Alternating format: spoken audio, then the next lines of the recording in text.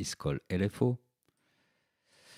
I already used that LFO in some previous experimentation, but I will talk quick about it. We have a LFO rolling in the background, and we can map any parameters in any place of that project to that LFO. So here, for example, we will use, why not the pitch on that reverb, slow down the way it moves, okay, and modulation, it's set at modulation, meaning that it don't mess with my original pitch position, and the LFO will modulate around that pitch position, okay. It is different than if I go into remote mode and I map the LFO. It will control the full length of the pitch, and secondary, it will mess with my original tuning. So I recommend, when you have a precise tuning, set it on mode, and yeah, and then we can tell it how much it will control the knob. With this percentage, we can change the shape of that LFO. We can do tons of things. It would take 1 hour to experiment all these possibilities. Okay, so let's send something in that reverb and see how it works.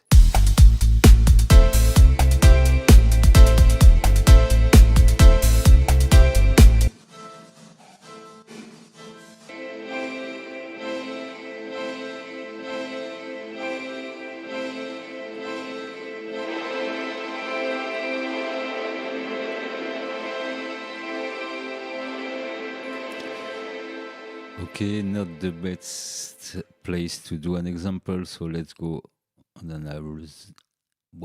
another region of that project.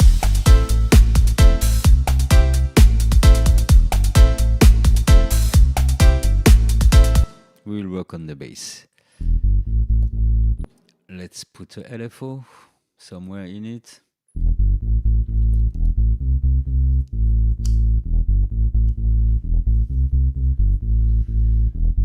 And for example, I can reach the low pass frequency of my bass synth with that LFO. Okay, so I will reduce it to 0 first before mapping in yes, mapping in mode, map, okay.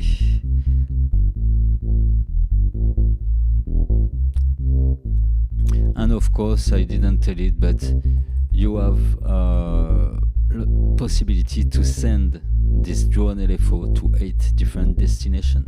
Okay, all parameters are quite explanatory. Okay, we have the depth of that modulation, the offset, meaning we can move it slightly to the right or to the left, still in sync, but offset. Change the wave shape, change the shape of the waveform selected. Okay, so this is waveform, and this is a shaping of that waveform. Okay, steps, okay, steps will step your modulation, meaning like when it's off, it's a high definition modulation, and you can make it stepping. Okay, we'll try it. Jitter will add some little error here and there randomly, and smooth will smooth out the result of your drone LFO. So yes, at first I was thinking another LFO, but there's LFO everywhere. But you see that one, that we can really sculpt some totally crazy kind of LFO and smooth that out as it was an analog LFO. Okay, let's try. What can be interesting is to have my kick running in the background. Okay, and to sync this LFO, because we can sync it to the tempo. Okay, we can multiply per 10. When we are in hertz, we can multiply per 10 the speed of that LFO.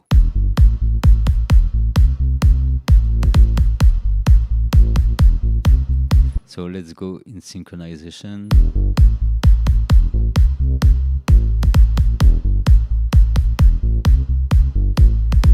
One-fourth, and we will use a clear wave shape like a rise up. Remove all the little things here.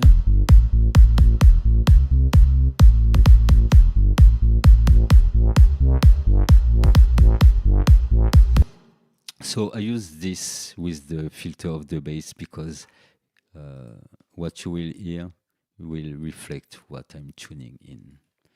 But really, you can map this LFO in any place, any idea you could have.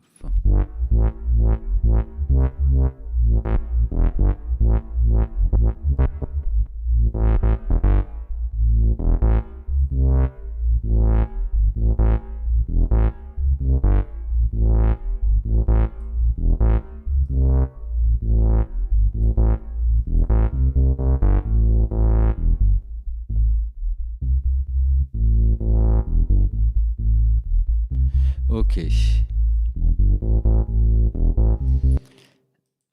We have a little other box here, and this box, when it's not ticking, the modulation will go on either side of the set position of your original set position knob of the filter, okay? So it will go on the left and on the right of it. If you click on it, it displays just the plus, meaning it will now go on the two sides of the set position.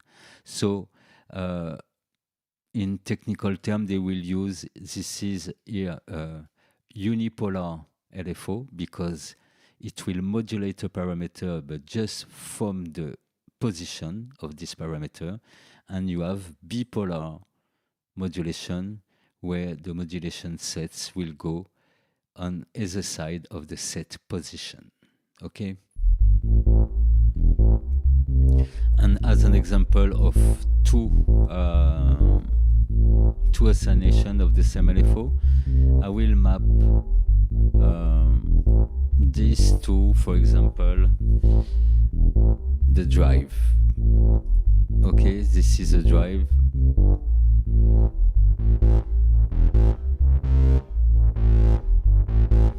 Here, this is my drive rate of my drive, okay? And I assign the same LFO to the drive parameter of my overdrive, okay? For the moment, it go in the same direction of my other modulation, which is on the filter cutoff. Okay, but I can reverse this by setting it with a negative value. Okay, so that way the same LFO sending plus 37% on my low pass, while at the same time is sending a minus 37% to the drive parameter.